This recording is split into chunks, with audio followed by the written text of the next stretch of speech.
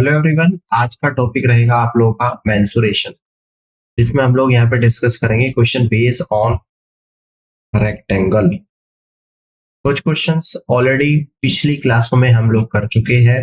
आज की क्लास का क्वेश्चन नंबर फर्स्ट को यहाँ पे समझते हैं। देखिएगा ध्यान से। एक आयताकार मैदान की लंबाई 125 मीटर और चौड़ाई 75 मीटर है। मैदान के बीच में 3 मीटर चौड़ा पैदल पथ है। पैदल पथ के बिना मैदान का क्षेत्रफल कितना है, ये आप लोगों को यहाँ पे बता। ठीक है ना। तो इस क्वेश्चन को सॉल्व करते हैं। सबसे पहले मैं आपको बना के दिखा रहा हूँ यहाँ पर एक आयताकार मैदान। तो ये आप लोगों का एक आयताकार मैदान है जिसकी लंबाई 125 मीटर है, जिसकी चौड़ाई 75 मीटर है। इस मैदान के बीच में एक 3 मीटर चौड़ा पैदल पथ है। ठीक है ना। ठीक है, बात समझ में आ रही है। तो इस पैदल पथ के बिना मैदान का क्षेत्रफल आप लोगों को बता। तो यहाँ पे हमें निकालना है area of the field without the footpath, यानी कि एरिया ऑफ रेक्टेंगल 125 गुना 75 में से ये पैदल पथ का एरिया माइनस कर दूंगा। इसकी 3 मीटर चौड़ा है, ये लंबाई कितनी इसकी 125 गुना 3। तो यहाँ पर 125 कॉमन ले लूंगा, 75 माइनस 3 आ जाएगा। यहाँ पे कहूंगा 125 गुना 72 आ जाएगा। अच्छी गुणा कर दूंगा 72 की 5 में, 72 की 5 में यहाँ पे मल्टीप्लाई जब करूंगा तो 360 का जीरो तो 36 बचेगा। 72 की 2 में करूंगा 144 और 36 180 का जीरो तो 18 बचेगा। 72 की 72 18 90। ये आप लोगों की तरफ निकल कर आ गया 9000 मीटर स्क्वायर, यानी कि सी ऑप्शन सवाल का राइट आंसर।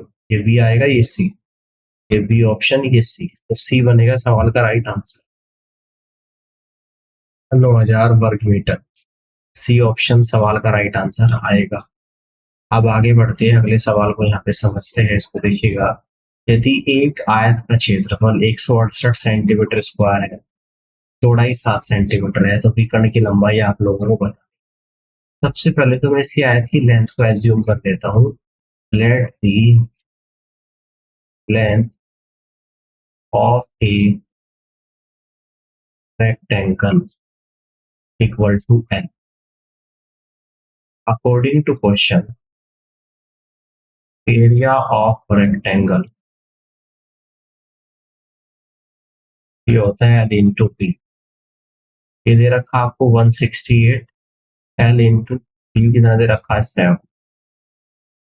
7 दूनी 14, 7 चौक 28, यानी कि L बराबर 24 सेंटीमीटर आपका यहाँ पर देगा। डायगनल अब जब निकालूं, रेक्टेंगल का डायगनल होता है square root of L square plus का बी स्क्वायर।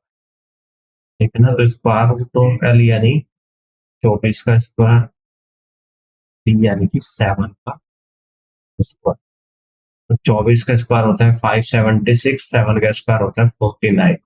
तो स्क्वायर रूट ऑफ 576 प्लस 49 यानी कि square root of 625 equal to 25 centimetre, और यही इसका डायगोनल निकल कर आएगा। यानी कि length of diagonal of a rectangle equal to 25 centimetre आएगा। डी ऑप्शन सवाल करेक्ट आंसर होगा।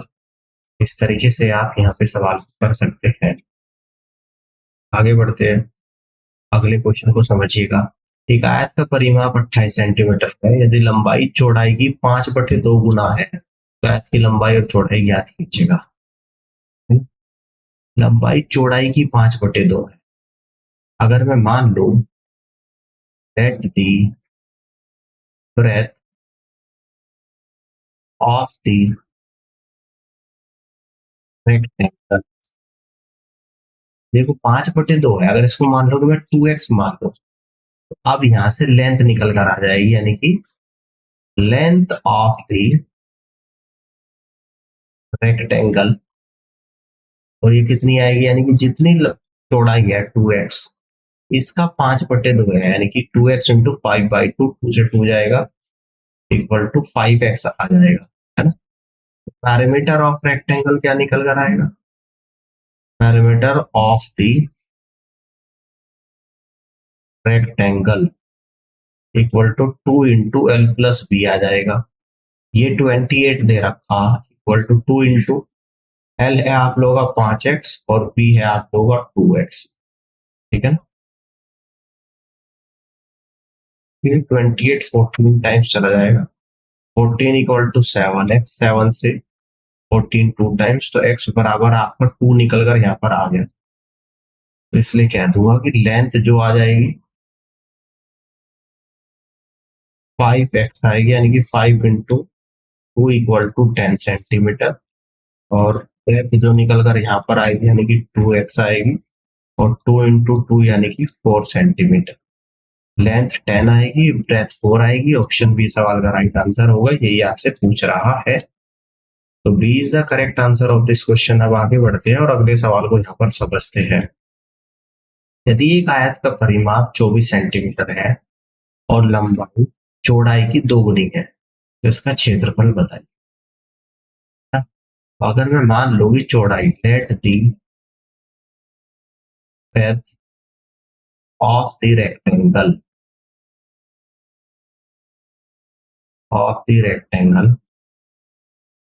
तो हम लोग x मान लेते हैं, चौड़ाई की 2 गुनी, उनकी लंबाई क्या हो जाएगी, इसलिए यहां से कह दूंगा length of the rectangle equal to 2x निकल कर यहाँ पर आए। अब अगर हम लोग अकॉर्डिंग टू क्वेश्चन बात करें, पेरीमीटर ऑफ द रेक्टेंगल, यहाँ पे हम लोग लिख देंगे perimeter of the rectangle equal to 2 into L plus B. Parameter 24 दे रखा है, इक्वल टू 2 इंटू लंबाई 2x है, चौड़ाई आप लोगों की x है, फिर 24 12 टाइम्स चला जाएगा, तो 12 इक्वल टू 3x, 3 से 12 4 टाइम्स, यानी x बराबर 4 आप लोग यहाँ पर आएंगे, है ना।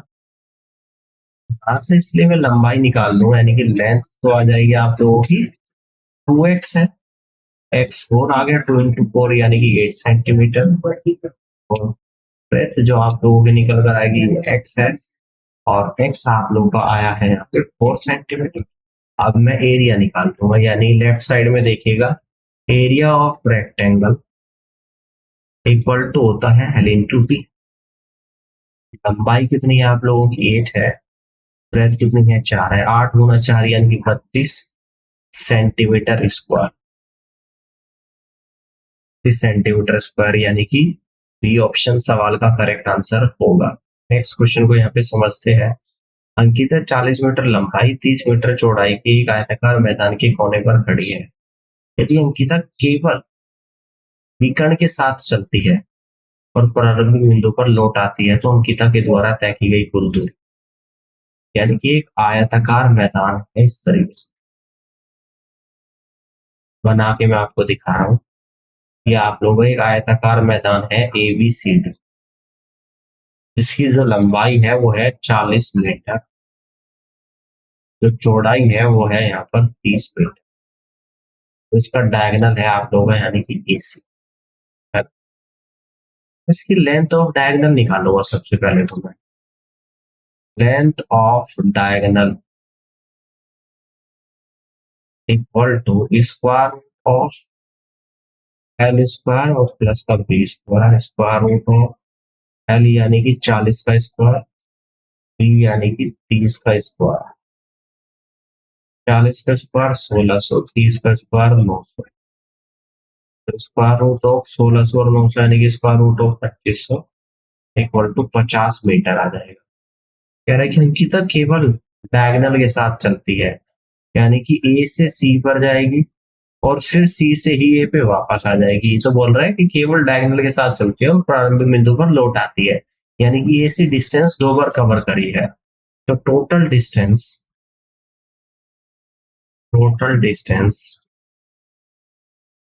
Covered by Ankita equal to 50 metre गई और फिर वापस आ गई। 50 मीटर गुणा 2 यानी 100 मीटर की टोटल डिस्टेंस अंकिता ने कवर करी है। फर्स्ट ऑप्शन सवाल का राइट आंसर होगा। क्लियर हो गई बात। आगे की तरफ बढ़ते हैं और अगले सवाल को यहाँ पर समझते हैं। एक आयताकार बोर्ड की लंबाई उसकी चौड़ाई की 4 गुनी है। यदि बोर्ड का क्षेत्रफल 256 वर्ग मीटर है तो इसकी लंबाई क्या। सबसे पहले तो चौड़ाई को एज्यूम कर लेता हूं मैं। Let the breadth of a rectangular board, इसको हम लोग एक्स मान लेते हैं। अब यहाँ पर देखते हैं लेंथ ऑफ ए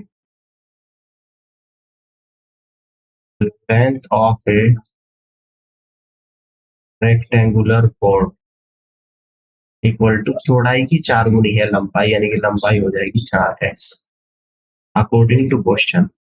अब क्या निकालेंगे, बोर्ड का क्षेत्रफल, यानी कि यहाँ पे निकालेंगे area of rectangular board equal to L into T. लंबाई है आप लोगों की 4x, चौड़ाई है आप लोगों की x, 4x into x equal to, है ना, यानी कि टोटल दे रखा 256 equal to 4x into x. 4 से कट करूंगा 4 6 24, 4 चौक 16, एक्स स्क्वायर इक्वल टू 64, यानी x बराबर आपका 8 निकल कर यहाँ पर आएगा। x बराबर कितना निकल कर आएगा, यानी 8 निकल कर आप लोगों का यहाँ पर आएगा। तो लंबाई आप लोगों से पूछ रहा है तो इसलिए कह दूंगा कि length of a rectangular board equal to 4x, और 4 इंटू एक्स की वैल्यू 8 है, 4 इंटू 8 यानी 32 मीटर। कितनी आ जाएगी, 32 मीटर आ जाएगी, यानी कि डी ऑप्शन सवाल का आंसर होगा। क्लियर हो गई बात। इस तरीके से आप क्वेश्चन को सॉल्व कर सकते हैं। अब आगे बढ़ते हैं। कह रहे कि एक आयत की गुणन सममिति का क्रम है। आयत की गुणन सममिति का क्रम कितना है। नेक्स्ट क्वेश्चन को देखिएगा। एक आयत के विकर्ण की लंबाई ज्ञात कीजिएगा जिसकी लंबाई और चौड़ाई 5 और 3 सेंटीमीटर है। यानी कि लेंथ तो आप लोगों को दे दी 5 सेंटीमीटर और ब्रेथ दे दी आप लोगों को 3 सेंटीमीटर। तो यहां से निकालेंगे length of diagonal equal to square root of L square plus का B square. Square root of L यानी कि 5 का स्क्वायर, बी यानी कि 3 का स्क्वायर, 25 और प्लस 9 यानी कि स्क्वायर रूट ऑफ 34। तो यहाँ से आप लोग कह दोगे कि ए ऑप्शन सवाल का राइट आंसर बनेगा, square root of 34। That means A is the correct answer of this question. Clear है बात। इस तरीके से आप कर सकते हैं। अब आगे बढ़िएगा, अगले सवाल को देखिएगा। एक आयत की लंबाई उसकी चौड़ाई से 24 सेंटीमीटर अधिक है। यदि एक आयत का परिमाप 112 सेंटीमीटर है तो उसकी लंबाई बताइएगा। तो हम लंबाई कह रहे हैं कि चौड़ाई से 24 सेंटीमीटर अधिक है, तो चौड़ाई को मान लेता हूं। Let the breadth of the rectangle, इसको मैंने मान लिया कि x है, तो इसलिए लेंथ ऑफ द रेक्टेंगल निकल कर आ जाएगी x प्लस का 24। ठीक है ना। अब according to question perimeter of rectangle क्या होता है, पेरीमीटर ऑफ द रेक्टेंगल ये होता है 2 इंटू एल प्लस बी होता है। और ये कितना दे रखा है आप लोगों को, 112 इक्वल टू 2 इंटू एल आपको दे रखा है कितना, x प्लस 24 अभी निकाला है और ब्रेथ निकाली है x ने मानी थी, यानी कि 2 से 112 56 टाइम चले जाएगा, 56 इक्वल टू 2x प्लस का 24 56 माइनस 24 इक्वल टू 2x, यानी यहां से कहेंगे कि 2x बराबर 6 में से 4 गया 2, 5 में से 2 गया तो 3, 2 से 32 गया 16, यानी कि x बराबर 16 आप लोगों का यहाँ पर आ गया है। इसलिए कह दूंगा length of rectangle, length of rectangle equal to x plus 24 है, x की वैल्यू 16 है और प्लस का 24, तो ये आपको निकल कर आएगा 40 सेंटीमीटर, यानी कि फर्स्ट ऑप्शन सवाल का राइट आंसर होगा। 40 सेंटीमीटर सवाल का राइट आंसर होगा। इस तरीके से आप सवाल को सॉल्व कर सकते हैं। अब आगे बढ़ते हैं, अगले सवाल को देखते हैं। एक आयत के विकर्ण की लंबाई सेंटीमीटर में ज्ञात करें, जिसकी लंबाई 2 सेंटीमीटर, चौड़ाई 4 सेंटीमीटर है। तो लंबाई तो है यहाँ पर 2 सेंटीमीटर, चौड़ाई है 4 सेंटीमीटर, तो यहां से निकालेंगे length of diagonal. Length of diagonal होता है स्क्वायर रूट के अंदर एल स्क्वायर प्लस का बी स्क्वायर, यानी कि 2 का स्क्वायर और प्लस 4 का स्क्वायर, 2 का स्क्वायर 4, 4 का स्क्वायर 16, तो कितना होगा टोटल 20 हो गया। 20 के फैक्टर कर लूंगा 4 गुणा 5, यानी कि 2√5 आपका निकल कर आ जाएगा। और यहाँ से कह दोगे आप लोग फर्स्ट ऑप्शन सवाल का राइट आंसर होगा length of diagonal equal to 2 into √5 centimetre आएगी। फर्स्ट ऑप्शन सवाल का करेक्ट आंसर बनेगा। ठीक, क्लियर हो गई बात? इस तरीके से कर सकते हैं। आगे की तरफ बढ़ते हैं, अगले सवाल को देखिएगा। आयत के विकर्ण की लंबाई याद कीजिएगा, जिसकी लंबाई 6 सेंटीमीटर, चौड़ाई 2 सेंटीमीटर। लंबाई आपको दे दी 6 सेंटीमीटर, चौड़ाई आपको दे दी 2 सेंटीमीटर। लेंथ ऑफ डायगोनल आपको यहाँ पे निकालना है, जो कि होता है स्क्वायर रूट के अंदर एल स्क्वायर प्लस का बी स्क्वायर, जैसे कि 6 का स्क्वायर और प्लस 2 का स्क्वायर। 6 का स्क्वायर 36, 2 का स्क्वायर 4, 36 प्लस 4 यानी कि स्क्वायर रूट ऑफ 40। 40 को कह दूंगा 4 इंटू 10, 4 में से 2 बाहर आएगा, अंदर 10 बचेगा, यानी कि 2 इंटू √10 लेंथ ऑफ डायगोनल आएगा। और ए ऑप्शन सवाल का करेक्ट आंसर यहाँ पर होगा। क्लियर हो गई बात? इस तरीके से आप क्वेश्चन को सॉल्व कर सकते हैं। ठीक है, अब आगे बढ़ते हैं और अगले सवाल को यहाँ पर समझते हैं। एक आयताकार बगीचे के चारों ओर 2.5 मीटर चौड़ाई का एक पैदल पथ बनाया गया है, जिसकी लंबाई 10 मीटर और चौड़ाई 8 मीटर है। बगीचे का वह क्षेत्र ज्ञात कीजिए जिसमें पैदल पथ भी शामिल है। एक बगीचा है जिसकी लंबाई आपको दे रखी है यहाँ पे, यानी कि लंबाई दे रखी है आपको 10 मीटर, चौड़ाई दे रखी है आप लोगों को 8, अंदर की तरफ ऐसे लिखा हो 10 मीटर, और चौड़ाई जो है ये दे रखी है आपको 8 मीटर। इसके चारों तरफ 2.5 मीटर का एक पैदल पथ का रास्ता बनाया गया है। ये कितना है? 2.5 मीटर। ये आपका कितना है? 2.5 मीटर। तो इसमें अगर पैदल पथ को भी शामिल करूं तो बगीचे का क्षेत्रफल बताना टोटल। टोटल लंबाई आएगी, देखो 2.5 इधर है और 2.5 इधर है, ये भी आप लोगों का 2.5 है। 2.5 2.5 5 और 10 15, यानी कि फाइनली 15 मीटर अब लंबाई आ जाएगी। और चौड़ाई कितनी आएगी? 8 में 5 जोड़ दूंगा यानी कि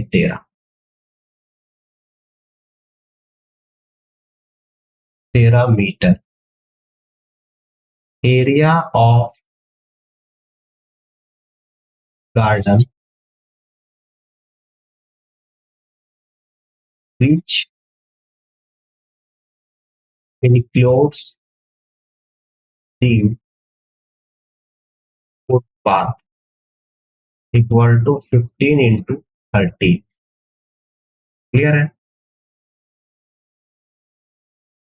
समझ में आ रही है बात? 15 दाम 105, 15 दिए, 15 दाम 150, 15 दिए 45, 195 मीटर स्क्वायर। अगर फुटपाथ को भी इंक्लूड कर दिया जाए तो इस पूरे का एरिया 195 मीटर स्क्वायर निकल कर आ जाएगा। इस तरीके से क्वेश्चन का आंसर बनेगा। अब आगे की तरफ बढ़ते हैं और अगले सवाल को यहाँ पर समझते हैं। एक आयत की एक भुजा 12 मीटर है, इसका विकर्ण 13 मीटर है, इसका क्षेत्रफल बताना है। ठीक है ना। मैं मान लेता हूँ कि एक भुजा जो है लेंथ, मान लो कि लेंथ आपको 12 मीटर दे रखी है, तो लेट दी ब्रेथ, ये है आपकी लेंथ। ब्रेथ को मैं मान लेता हूँ let the breadth of the rectangle equal to x. Diagonal क्या हो जाएगा? डायगोनल होता है रेक्टेंगल का L square plus B square. ये दे रखा आप लोगों को 13 इक्वल टू, एल की वैल्यू दे रखी 12 का स्क्वायर और बी दे रखा आपका अभी माना है एक्स स्क्वायर। तो स्क्वायरिंग बोथ साइड करूंगा, तो स्क्वायरिंग बोथ साइड्स कितना निकल कर आ जाएगा? 13 का स्क्वायर इक्वल टू 12 का स्क्वायर और प्लस का एक्स का स्क्वायर, तो एक्स स्क्वायर इक्वल टू 13 का स्क्वायर माइनस 12 का स्क्वायर।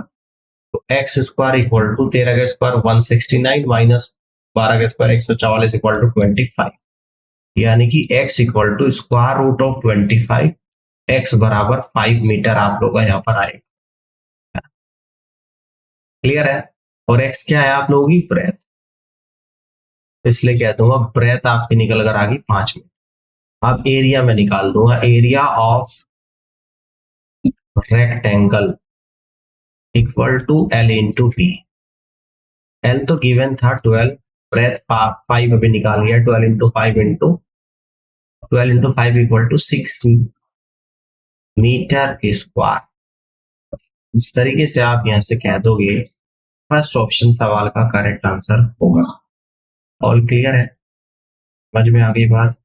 60 सेंटीमीटर स्क्वायर आएगा मीटर, तो यहाँ पे सब कुछ मीटर में आपको दे रहा, 60 मीटर स्क्वायर आप लोगों का यहाँ पर आएगा। ये मीटर में आप लोगों का आ जाएगा, ये भी मीटर में आप लोगों का यहाँ पर आएगा, ये भी मीटर में आएगा और ये भी आपका मीटर में आएगा। ये वैल्यू आप लोगों की सब कुछ मीटर में है। ठीक है ना। तो मीटर में वैल्यू आप लोगों की निकलेगी, आंसर भी मीटर में ही आएगा। अगले क्वेश्चन को समझते हैं। एक आयत के विकर्ण की लंबाई ज्ञात कीजिएगा जिसकी लंबाई और चौड़ाई क्रम से 9 सेंटीमीटर और 6 सेंटीमीटर है, यानी कि लेंथ दे रखी है 9 सेंटीमीटर, ब्रेथ दे रखी है आपको 6 सेंटीमीटर। तो यहाँ पे निकालेंगे length of diagonal equal to square root के अंदर L square plus B square, यानी कि 9 का स्क्वायर और प्लस 6 का स्क्वायर। 9 का स्क्वायर 81, 6 का स्क्वायर 36, दोनों को ऐड कर दूंगा यानी कि स्क्वायर रूट ऑफ 117। 9 इंटू 13 आ जाएगी इसके फैक्टर, यानी कि 3 इंटू रूट 13। इस क्वेश्चन का राइट आंसर होगा option number first. All clear है? First is the correct answer of this question. समझ में आ गई बात? इस तरीके से कर सकते हैं। अब आगे की तरफ बढ़ते हैं और अगले सवाल को यहाँ पे समझते हैं, इसको ध्यान से देखिएगा। एक आयत का क्षेत्रफल ज्ञात करें जिसके विकर्ण और चौड़ाई क्रम से 15 और 9 मीटर है। सबसे पहले तो लंबाई को मैं एल मान लेता हूँ, let the length of the rectangle equal to L. ठीक है ना। चौड़ाई आपको कितने दे रखी है? 9। ब्रेथ जो आप लोगों को दे रखी है, ये दे रखी है 9 मीटर। क्लियर है? ठीक है। और डायगोनल जो दे रखा है, डायगोनल होता क्या है वैसे? डायगोनल होता है स्क्वायर रूट के अंदर L square plus B square. तो ये 15 आपको दे रखा है, स्क्वायर रूट के अंदर एल स्क्वायर प्लस बी कितना है? 9 का स्क्वायर। दोनों तरफ का स्क्वायरिंग करूंगा, स्क्वायरिंग बोथ साइड्स, यानी कि 15 का square equal to L square plus 9 का स्क्वायर। 15 का स्क्वायर 225 माइनस कर दूंगा 9 का square 81 equal to L square. 12 बराबर 225 में से 81 को माइनस करूंगा तो आप लोग आएगा 144, वो भी स्क्वायर रूट के अंदर, यानी कि 12 मीटर लंबाई आ जाएगी। तो अब मैं निकाल दूंगा यहाँ पे इसलिए एरिया ऑफ रेक्टेंगल, तो ये निकल कर आएगा एल इंटू पी। एल हो जाएगा आप लोगों का 12 और पी हो जाएगा आप लोगों का 9, 108 मीटर स्क्वायर। तो यहाँ से आप कह दोगे इसी ऑप्शन सवाल का करेक्ट आंसर यहाँ पर बनेगा, और इस तरीके से आप क्वेश्चन को यहाँ पे सॉल्व कर सकते हैं। ठीक है, अब आगे की तरफ बढ़ते हैं और अगले सवाल को समझते हैं। एक आयत के विकर्ण की लंबाई ज्ञात करें जिसकी लंबाई और चौड़ाई क्रम से 6 सेंटीमीटर और 6 सेंटीमीटर है। लंबाई भी आप लोगों को 6 सेंटीमीटर गिवन है और चौड़ाई भी 6 सेंटीमीटर गिवन है। तो लेंथ ऑफ डायगोनल आपको यहाँ पे निकालना है। लेंथ ऑफ डायगोनल होता है स्क्वायर रूट के अंदर एल स्क्वायर प्लस का बी स्क्वायर, यानी कि 6 का स्क्वायर और प्लस का 6 का स्क्वायर, वो भी स्क्वायर रूट के अंदर। 6 का स्क्वायर 36, 6 का स्क्वायर 36, स्क्वायर रूट के अंदर 36 प्लस 36 यानी कि स्क्वायर रूट ऑफ 72, है ना। तो किसके फैक्टर जो करेंगे 72 के, 4 निम 36 दूनी 72, 4 में से 2 बार, 9 में से 3 बार और 2 अंदर आ जाएगा, यानी कि 6√2 आप लोगों का आंसर निकल कर आएगा। लेंथ ऑफ डायगोनल निकल कर आएगी आप लोगों की 6 इंटू रूट 2, यानी फर्स्ट ऑप्शन सवाल का करेक्ट आंसर यहाँ पर बनेगा। इस तरीके से आप कर सकते हैं। आगे बढ़ते अगले सवाल को समझते हैं। एक आयत का क्षेत्रफल एक 448 वर्ग मीटर है। यदि इसकी लंबाई इसकी चौड़ाई से 12% अधिक है तो इसकी चौड़ाई बताइएगा। तो मैं मान लेता हूं कि चौड़ाई x है। Let the breadth of the rectangle equal to x। अब मैं मान लेता हूं इसलिए लेंथ ऑफ द रेक्टेंगल इससे 12% अधिक, यानी कि x का 112% है, तो यहाँ पर आएगा 112x/100। ठीक है, ये लंबाई आ जाएगी। अब एरिया ऑफ रेक्टेंगल क्या होता है?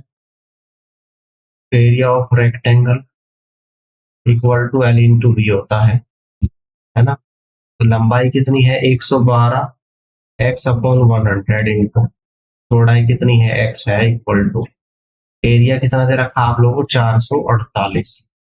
112 से आपका 4 बार जाएगा, यानी एक्स स्क्वायर इक्वल टू 4 गुना 100 बराबर 400, यानी x बराबर square root of 400 equal to 20। Clear है? आपसे क्या पूछ रहा था? चौड़ाई। तो ये भी आप लोगों की ब्रेथ निकल कर आ जाएगी, कितनी आ जाएगी 20 मीटर, क्योंकि सभी यूनिट मीटर में है 20 मीटर। इस क्वेश्चन का करेक्ट आंसर यहाँ पर बनेगा, जो कि डी ऑप्शन में दे रखा है, और D is the right answer of this question. Clear है? कर लोगे? अब आगे की तरफ बढ़ते हैं, अगले सवाल को समझते हैं। देखिएगा ध्यान से। एक आयताकार मैदान का अधिकतम क्षेत्रफल ज्ञात करें जो 400 मीटर की रस्सी से घिरे हुए है, यानी कि इस तरीके से। Find the maximum area of rectangular field which is surrounded by a row of 400 metre. 400 metre की रस्सी से घिरे हुए है ना। देखो सबसे पहले, यानी कि जो एक रेक्टेंगुलर फील्ड ये 400 मीटर की रस्सी से घिरा हुआ है, यानी कि इस तरीके से एक रेक्टेंगुलर फील्ड है, इसकी लंबाई एल है, चौड़ाई पी है। अब चारों तरफ भी 400 मीटर की रस्सी से घिरा हुआ है, यानी इसका अगर मैं पैरामीटर निकालूंगा यहाँ पे, parameter of rectangular field equal to होता है 2 इंटू एल प्लस बी। कह रहे हैं कि 400 मीटर की रस्सी से घिरा हुआ है, 400 equal to 2 into L plus B आ जाएगा। 2 से 400 200 टाइम्स चला जाएगा, यानी एल प्लस बी बराबर 200 मीटर। समझ आ गई बात? अब यहाँ पर बोला यह जा रहा है तो इसका क्या निकालना आप लोगों को? मैक्सिमम एरिया यहाँ पर निकालना है। क्या निकालना है? मैक्सिमम एरिया यहाँ पर निकालना है। ठीक है ना। जबकि एल प्लस बी का सम आप लोगों का यहाँ पर 100 मीटर दे रखा। देखो अगर लेंथ को भी मैं 100 ले लूं और ब्रेथ को भी 100 ले लूं, दोनों को बराबर ले लूं, एरिया जो निकल कर आ जाएगा एल इंटू बी आ जाएगा, यानी 100 into 100 equal to 10,000 metre square निकल कर आ जाएगा। यही आप लोगों का मैक्सिमम हो जाएगा। इस केस में लंबाई चौड़ाई दोनों एक दूसरे के बराबर निकल कर आएगी, 10,000 मीटर स्क्वायर, यही इस क्वेश्चन का करेक्ट आंसर होगा। अब आगे बढ़ते हैं और आज के इस क्लास के लास्ट क्वेश्चन को यहाँ पे समझते हैं। 40 मीटर लंबी रस्सी से घिरे आयताकार मैदान का अधिकतम क्षेत्रफल क्या होगा? देखिएगा यहाँ पर भी एक आयताकार मैदान है, इसकी लंबाई दे रखी है, चौड़ाई दे रखी है, ये हमने मान लिया। पैरामीटर ऑफ रेक्टेंगुलर फील्ड आपका जो निकल कर आएगा 2 इंटू एल प्लस बी आएगा। ये दे रखा आप लोगों को 40 equal to 2 into L plus B, उसे 40 20 टाइम्स चलेगा, यानी कि एल प्लस बी बराबर 20 है।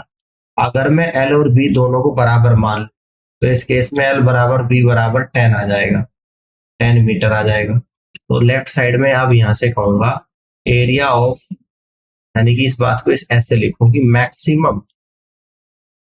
Maximum area of rectangular field equal to L into B. तो एल भी 10 है, बी भी 10 है, तो 10 गुना 10 यानी 100 मीटर स्क्वायर। दैट मीन्स कि डी ऑप्शन सवाल का करेक्ट आंसर बनेगा। इस तरीके से आप क्वेश्चन को यहाँ पे कर सकते हैं। तो उम्मीद करता हूँ क्वेश्चन आप लोगों को समझ में आया होगा, और इस पूरी क्लास को देखने के लिए आप सभी का बहुत बहुत धन्यवाद।